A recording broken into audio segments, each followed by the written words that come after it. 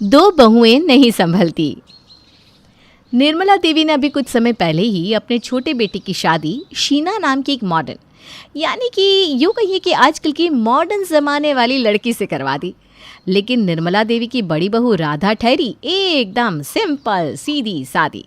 अब दोनों देवरानी जिठानी का सिंपल और मॉडर्न अवतार जब आपस में टकराता है तो देखते हैं घर में आए दिन क्या भूचाल आता है। आ गई मैडम जी अपने बिस्तर से निकलकर। वैसे इतनी जल्दी आने की क्या ज़रूरत थी? सबके लिए नाश्ता तो मैंने बना ही दिया है। थोड़ी देर और मत आती तो मैं तुम्हारा नाश्ता तुम्हारे कमरे में ही ले आती। बेफिजूल में तुमने कष्ट किया। कोई बात नहीं दीदी, अब आपको इतना परेशान करना भी तो अच्छा नहीं लगता। आपको मेरे कमरे में नाश्ता लाने की कोई ज़रूरत नहीं है। नाश्ता तो मैं सबके साथ ही कर लूँगी। देखो तो ज़रा, थोड़ी सी भी शर्म हो इसके अंदर। यहाँ मैं सुबह जल्दी उठकर घर की सफाई करके नहा धोकर अकेले सबके लिए नाश्ता बना रही हूँ, और ये मैडम जी अब नीचे उतर कर आ रही है और फालतू की बकवास भी कर रही है। मायका नहीं है, ये तुम्हारा ससुराल है, ससुराल। यहाँ घर की छोटी बहू की तरह कायदे से रहना होगा। कल सुबह तुम भी मेरे साथ जल्दी उठोगी और मेरे साथ घर का सारा काम करवाओगी। अच्छा ठीक है, देखूंगी। ये बताइए आज आपने नाश्ते में क्या बनाया है? बहुत दिनों से नाश्ते में आलू की सब्जी और पूरी नहीं बनी थी तो वही बनाई है। ओह माय गॉड, सुबह सुबह इतना ऑयली खाना। कम से कम ब्रेकफास्ट तो कुछ हेल्दी बना लेती आप, जिसमें थोड़ा प्रोटीन होता, थोड़े कार्ब्स होते और थोड़ा हेल्दी फैट होता। आपने तो ये पूरा ही अनहेल्दी फैट का भंडार बना दिया। मैं बिल्कुल नहीं खाऊंगी इसे। अच्छा, कमी तो ऐसे निकाल रही है जैसे तूने जल्दी उठकर सबके लिए न जाने ऐसा कौन सा हेल्दी ब्रेकफास्ट बना दिया हो। कभी सुबह की चाय भी बना कर दी है तूने किसी को, और आई बड़ी इसे अनहेल्दी बोलने वाली।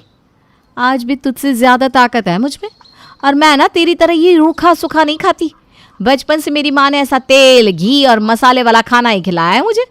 इसी में असली ताकत है, और सब आज नाश्ते में यही खाएंगे। नहीं, मैं सबके लिए हाई प्रोटीन स्मूदी बनाती हूँ, वो सबके लिए हेल्दी रहेगी। बस 5 मिनट में बन जाएगी। अच्छा, तब इतने सारे खाने का मैं क्या करूँ? अब ये बन गया है तो सब वही खाएंगे, और वैसे भी तुम्हारी उस स्मूदी से किसी का पेट नहीं भरने वाला। नहीं, ब्रेकफास्ट में बनेगी तो हेल्दी स्मूदी ही।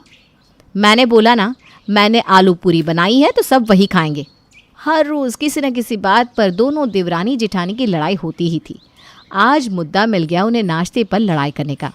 वहाँ बेचारी निर्मला देवी और दोनों बेटे डाइनिंग टेबल पर भूखे बैठे थे, और यहाँ पर दोनों बहुएं लड़ने से बाज नहीं आती, तो बेचारी निर्मला देवी को ही किचन में जाना पड़ता है।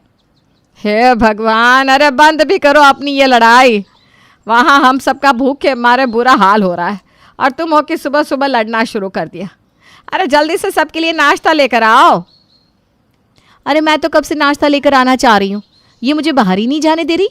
मैंने सबके लिए आलू पूरी बनाई है तो कह रही है अब मैं सबके लिए प्रोटीन वाली स्मूदी बनाऊंगी। हाँ तो गलत क्या कह रही हूँ? अपने ससुराल वालों को ये उल्टा सीधा खाना खिलाकर बीमार थोड़ी ना होने दूंगी। आज ब्रेकफास्ट में प्रोटीन वाली स्मूदी तो बनेगी ही, ये आलू पूरी कोई नहीं खाएगा। तुम, अरे चुप करो दोनों। एक नाश्ते के ऊपर सुबह सुबह इतनी बहस। जो भी बन गया है जल्दी से ले आओ, और हाँ, जिसको भी सुबह का नाश्ता बनाना होता है वो सुबह जल्दी उठकर किचन में काम करने लग जाए, वही ज़्यादा अच्छा होगा। वाह मम्मी जी, मैं अच्छी तरह समझ गई कि आप ये मुझे कह रही हो। एक तो मैंने आप लोगों की हेल्थ के बारे में सोचा, ऊपर से आप मुझे देर से उठने के लिए ताना दे रही हो। ये सब ना आपकी वजह से हुआ है राधा दीदी। आप इतनी जल्दी नहीं आती तो कुछ नहीं होता। अरे इसमें मेरी क्या गलती? चुप, एकदम चुप, जल्दी से नाश्ता लगाओ। ठीक है माँ जी, बस अभी लगाती हूँ। बहुत खुश हो रही हूँ ना दीदी, आप देखो मैं आपके साथ क्या करती हूँ। राधा जैसे ही खाना निकालने के लिए कैबिनेट से बाउल निकालने लगती है, तभी शीना उससे नज़रें बचाकर सब्जी में नमक की पूरी छोटी डिब्बी ही उड़ेल देती है। राधा टेबल पर खाना सर्व करती है, लेकिन जैसे ही सब लोग खाने का पहला निवाला खाते हैं उनके तो होश ही उड़ जाते हैं। अरे छे, ये क्या खिला दिया राधा बहू तूने? सब्जी में इतना नमक, पूरे महीने भर का नमक खाने में एक ही बार में डाल दिया है क्या? इससे अच्छा होता कि हम वो शीना बहू की प्रोटीन वाली स्मूदी ही पी लेते। क्या पीते?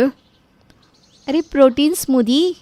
क्यों पीते प्रोटीन स्मूदी? और खाने में इतना नमक कहाँ से आ गया? मैंने तो नॉर्मल नमक ही डाला था सब्जी में। अब कहाँ से आया कहाँ से नहीं वो तो हम नहीं जानते, लेकिन अब इस खाने को कोई नहीं खा सकता। मैं तो पहले ही कह रही थी कि मुझे ब्रेकफास्ट बनाने दो, बनाने दिया होता तो ऐसा नहीं होता। मतलब ये सब तुमने किया है? अरे मैंने ऐसा कब बोला? क्या छोड़िए, मैं तो बस ब्रेकफास्ट लेकर आती हूँ। हाँ हाँ जाओ लेकर आओ।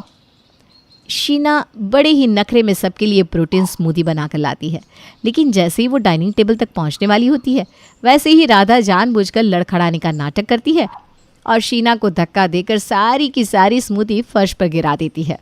ये क्या किया आपने? जानबूझकर लड़खड़ाई आप, देखा मैंने। हे भगवान, मैं भला क्यों जानबूझकर लड़खड़ाऊंगी? एकदम से साड़ी के पल्लू में पैर अटक गया मेरा। अरे तुम दोनों को जो करना है करते रहो, हम दोनों ऑफिस जा रहे हैं, वही कर लेंगे ब्रेकफास्ट। यहाँ तो हर रोज कुछ ना कुछ ड्रामा होता ही रहता है। मिल गई ना दोनों को तसल्ली। अपनी लड़ाई के बीच में हमेशा सबको पीसती हो। तुम दोनों की दोनों एक जैसी हो। क्या मैं और इसके जैसी? क्या कर रही हो आप मेरे जैसे कभी बन भी नहीं सकती। कभी देखा है खुद को कितनी ओल्ड फैशन हो और मैं कितनी मॉडर्न।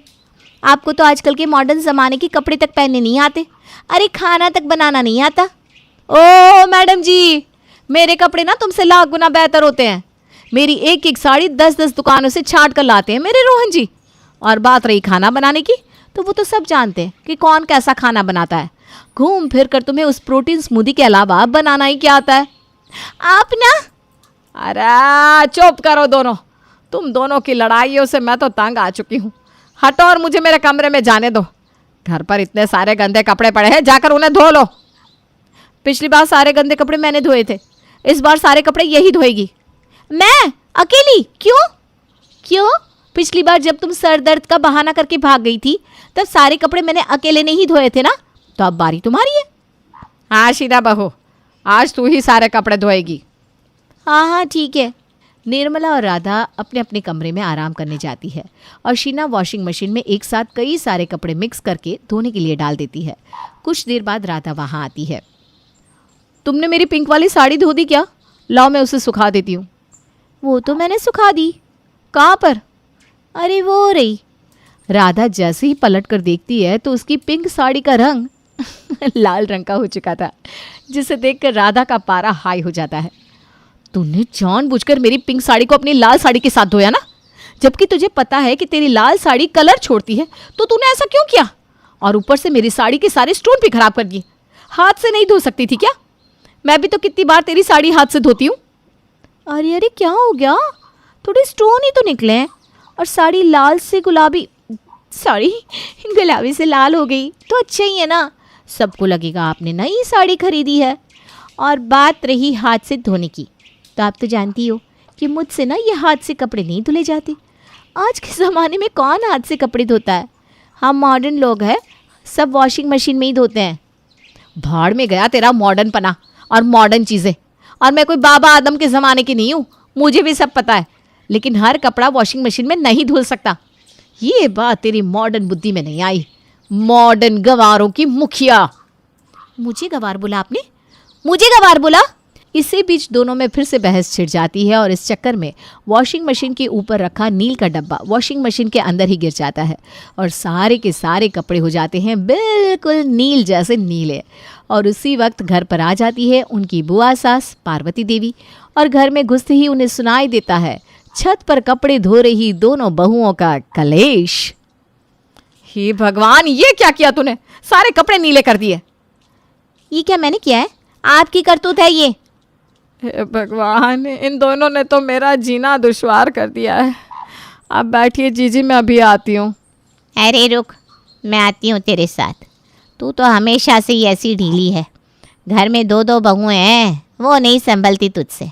जब कभी फ़ोन करती हूँ तो पीछे से इनके लड़ने की आवाज़ें आती रहती है। आज घर आई हूँ तो भी वही हाल है। कैसी सास है तू, अपनी बहुओं को काबू में नहीं रख पा रही। आपकी कोई बहू नहीं है ना जीजी, इसलिए आपको कहने में बड़ा आसान लग रहा है। ज़रा एक बार बहुओं की सास बनकर तो देखो, तब समझ में आएगा। अच्छा, तब तो आज से ही मैं इन दोनों की सास बनती हूँ और तुझे बताती हूँ कि कैसे बहुओं को संभाला जाता है। चल मेरे साथ बहुओं के पास। दोनों छत पर जाती हैं। चल नीचे, बताती हूँ माँ जी को कि क्या किया तूने। आज से तुम्हें अपनी माँ जी को कुछ बताने की ज़रूरत नहीं है। अरे बुआ जी आप पाई लागू। पाई लागू बुआ जी। हाँ हाँ, पाई लागू हो गया। तो मैं क्या कह रही थी, आज से तुम दोनों के बीच जो भी लड़ाई होगी तुम मुझसे आकर बात करोगी। आज से तुम दोनों के लिए मैं ही तुम्हारी माँ जी हूँ। क्या मतलब? क्या मतलब? मतलब तो बेटा कुछ नहीं, तुम्हारी बुआ सास को मुझे बहुओं की सास बनकर दिखाना है, तो कुछ दिनों के लिए इन्हें ही अपनी सास मान लो। अब देखना मैं इन्हें कैसे संभालती हूँ, 2 दिन में सीधी हो जाएंगी दोनों। पार्वती देवी चली तो है दोनों देवरानी जेठानी को सीधी करने, लेकिन वो नहीं जानती कि इन दोनों को सीधी करते करते उनकी खुद की कमर टेढ़ी होने वाली है। अगले दिन देखो तो कैसे मुझसे दोपहर का खाना बनाकर मज़े से टीवी सीरियल देख रही है। इन्हें चैन से बैठे हुए देख कर ना मुझे चैन नहीं आ रहा। अभी बताती हूँ इन्हें। दीदी लाओ, अब रिमोट मुझे दो, मेरे सीरियल का टाइम हो रहा है। कौन सा सीरियल? तू तो कभी इस टाइम पर कोई सीरियल नहीं देखती। ये तो मेरा सीरियल देखने का टाइम है। अरे आप तो पहले से ही इतनी देर से टीवी देख रही हो, अब मुझे टीवी देखने दो ना। लाओ रिमोट दो। बिल्कुल नहीं दूंगी, मैं अपना सीरियल देखूंगी, तो बाद में देखना टीवी। नहीं, मैं अभी देखूंगी। टीवी सीरियल के ऊपर दोनों में फिर से घमासान शुरू हो जाता है। तभी हॉल में बैठी पार्वती देवी निर्मला से कहती है, कैसी बहुएं हैं तेरी, दिन भर कुत्ता बिल्ली की तरह बस लड़ती रहती हैं। अभी सीधी करती हूँ मैं इन्हें, तू देखती जा। हाँ हाँ जी, आप भी कर लो कोशिश। पार्वती देवी उनके पास जाती है। ये क्या हल्ला मचाया हुआ है तुम दोनों ने? शांति से टीवी भी नहीं देख सकती हो क्या? मैं तो शांति से ही टीवी देख रही थी बुआ जी, यही बीच में अपनी टांग अड़ाने आई है। क्या कहा? मैं बीच में टांग अड़ाने आई हूँ? मैं तो अच्छा भला अपना सीरियल देखने आई थी। जब से खुद टीवी देख रही हो, घर में टीवी देखने के लिए और भी लोग हैं। अरे ये क्या कर रही हो दोनों? चुप हो जाओ। एक मिनट बुआ जी, अभी मेरी बात खत्म नहीं हुई है। और हाँ दीदी, ये टीवी ना मेरे मम्मी पापा ने मुझे दहेज में दिया था, इसलिए टीवी देखने का ज़्यादा हक मेरा है। क्यों, मैंने ठीक कहा ना बुआ जी? हाँ, कह तो ठीक रही है शीना बहू। अरे क्या ठीक कह रही है बुआ जी? अगर टीवी ये दहेज में लेकर आई है तो रोहन जी भी हर महीने डिश का बिल भरते हैं, इसलिए इस टीवी में ये सीरियल आते हैं। अगर हम बिल ही ना भरे तो ये टीवी ना खाली डब्बा है, डब्बा। अब आप बताइए बुआ जी, टीवी देखने का ज़्यादा हक मेरा हुआ या नहीं? बोलिए, मैं सही कह रही हूँ ना? हाँ, तू भी ठीक ही कह रही है राधा बहू। अरे क्या बुआ जी, आप तो कुछ नहीं समझती। रिमोट दीजिए मुझे। नहीं दूंगी। उन दोनों की ऐसी बातें सुनकर तो पार्वती देवी का दिमाग ही घूम जाता है। वो उन दोनों की बातों में फंसकर वापस निर्मला देवी के पास जाकर बैठती है। क्या हुआ जीजी, समझी नहीं क्या दोनों? लड़ने की आवाज़ तो अभी भी आ रही है। नहीं, वो समझ गई है। पहली बार समझाया है ना, बस अभी थोड़ी देर में चुप हो जाएंगी। अच्छा ठीक है जीजी। अगले दिन रात के खाने के बाद, देख मैंने आज रात का खाना बनाया था, तो तू अभी सारे बर्तन धो दे। क्या? इतने सारे बर्तन मैं अकेले धोऊं? क्यों? जब मैं इतने सारे लोगों का खाना अकेले बना सकती हूँ, तो तू इतने सारे लोगों के बर्तन नहीं धो सकती? खाना बनाने की बात मत करो दीदी, खाना तो मैंने भी दिन में सबके लिए बनाया था। तो मैंने भी तो दिन के बर्तन धोए थे ना। हाँ, तो मैंने भी तो सुबह के बर्तन धोए थे। तो मैंने सुबह का खाना भी तो बनाया था, इसलिए अब बर्तन धोने की बारी तेरी है। सारे बर्तन जल्दी से अच्छी तरह धो। अरे ऐसे कैसे हुक्म चला रही हो आप मुझ पर? नहीं धोऊंगी मैं। ये दोनों फिर से शुरू हो गई। जाना ही पड़ेगा मुझे। अरे तू कहाँ जा रही है, भूल गई क्या? अभी मैं तुझे ट्रेनिंग दे रही हूँ, तुझसे ये दोनों नहीं संभलेगी। मैं जाकर संभालती हूँ, देखती जा बस। अच्छा देखती हूँ जीजी। पार्वती देवी किचन में जाती है। क्यों, तुम दोनों ने पूरे घर में हल्ला किया हुआ है, क्या हो गया है ऐसा? ये पूछिए क्या नहीं हुआ है बुआ जी, मैं छोटी हूँ ना, तो ये हमेशा मुझ पर रौब जमाती है। रौब? अरे मैंने भला तुझ पर कैसा रौब जमा दिया? ये थोड़े से बर्तन धोने के लिए ही तो कहा है तुझे। ये थोड़े से बर्तन है, पूरा पहाड़ जमा है यहाँ बर्तनों का। और वैसे भी आजकल कौन हाथ से बर्तन धोता है? मैं तो सुमित जी को बोलकर डिश वॉशर मंगाऊंगी। मॉडर्न टेक्नोलॉजी का कुछ तो यूज़ हो। ओ मैडम जी, एक इतना सा काम करती हो, उसमें भी तुम्हें टेक्नोलॉजी चाहिए। तुम्हारा बस चले तो अपने कमरे से निकलकर पूरे घर में घूमने के लिए भी तुम टेक्नोलॉजी का ही यूज़ करोगी। बर्तन धोने के लिए डिश वॉशर मंगाएगी ये। अरे बेटा, तो क्या हो गया? राधा बहू ने सबके लिए खाना भी तो बनाया था, तो तू बर्तन धो दे बेटा। इसमें इस तरह लड़ने वाली क्या बात है? आप ना इनका ज़्यादा पक्ष मत लीजिए बुआ जी।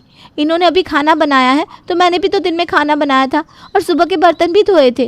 और हाँ, सुबह के बर्तन ना और भी ज़्यादा थे। इन्होंने तो नाश्ते में ऐसा कुछ खास बनाया भी नहीं था, इसलिए मैं ये बर्तन नहीं धोऊंगी। तो बेटा तू एक मिनट बुआ जी, अगर तू ये बर्तन नहीं धोएगी तो फिर मैं भी नहीं धोऊंगी। जा रही हूँ अपने कमरे में। हाँ तो जाओ ना, मैं भी अपने कमरे में जा रही हूँ। दोनों पार्वती देवी को ऐसे इग्नोर करके जाती है जैसे मटर पनीर में कोई मटर को इग्नोर करता है। पार्वती देवी अपना कन्फ्यूजन से भरा चेहरा लेकर बाहर हॉल में आती है। क्या हुआ जीजी, समझ गई दोनों? संभाल लिया ना आपने? हाँ, संभाल ही लिया। देख अब कहाँ आ रही है दोनों के लड़ने की आवाज़। हाँ जीजी, आवाज़ तो नहीं आ रही। वैसे आवाज़ तो बर्तन धोने की भी नहीं आ रही। अच्छा, मैं सोने जा रही हूँ, बहुत नींद आ रही है। ठीक है जीजी। अगले दिन, तुझे किसने बोला सुबह सुबह कढ़ी बनाने के लिए? मैंने तुझसे कहा था ना, ये दही मैंने दही वड़े के लिए जमाई है। हाँ, लेकिन अभी दही वड़े बने कहाँ थे तो मैंने कढ़ी बना ली। दही वड़े तो दोपहर को ही बनेंगे ना। अब ये जो इतनी सारी दाल भिगोई है उसका क्या करूँ मैं? सबके लिए पहले ही कढ़ी चावल बनाकर रख दिए तूने। अरे तो इसे आप खा लेंगे। दिन में दही वड़े के लिए दही बाजार से ले आना। तुझे पता है ना, माँ जी बाहर की दही नहीं खाती। ये कब हुआ? अभी हुआ। अच्छा, और वैसे भी सुबह सुबह फ्राइड वड़े खाने नहीं चाहिए, इसलिए कढ़ी ज़्यादा अच्छी है। यू नो ना, आई एम हेल्थ कॉन्शियस। आपको तो हेल्दी फूड के बारे में कुछ पता ही नहीं है। ओह, आई बड़ी हेल्दी फूड वाली। बड़े फ्राइड होते हैं तो क्या कढ़ी के लिए पकौड़े तूने पानी में तलने हैं? जी जी, ज़रा समझा कर तो आओ, आपसे ही संभल पाएंगी। अरे मेरी तो ट्रेन का टाइम हो गया, मुझे देर हो जाएगी। मुझे ना अभी ही निकलना पड़ेगा, अगली बार आते ही समझा दूंगी। अरे जीजी, आप जा रही हो इतनी जल्दी, वो भी इन्हें बिना सुधारे? थोड़े दिन तो रुक जाओ, ये पक्का सुधर जाएंगी। रुकूंगी ना, अगली बार पक्का रुकूंगी। हाँ, अब तो ट्रेन की टिकट हो गई है, क्या करे? बुआ जी, अब आप ही बताइए, कढ़ी गलत बनाई ना इसने? मैं चलती हूँ। लेकिन मेरी बात का जवाब। पार्वती देवी अपना बैग उठाकर चीते की फुर्ती से वहां से भाग निकलती हैं और उसकी ये हालत देखकर निर्मला देवी हंस हंस कर लोट-पोट हो जाती है। बहुओं को मैं संभाल कर दिखाऊंगी।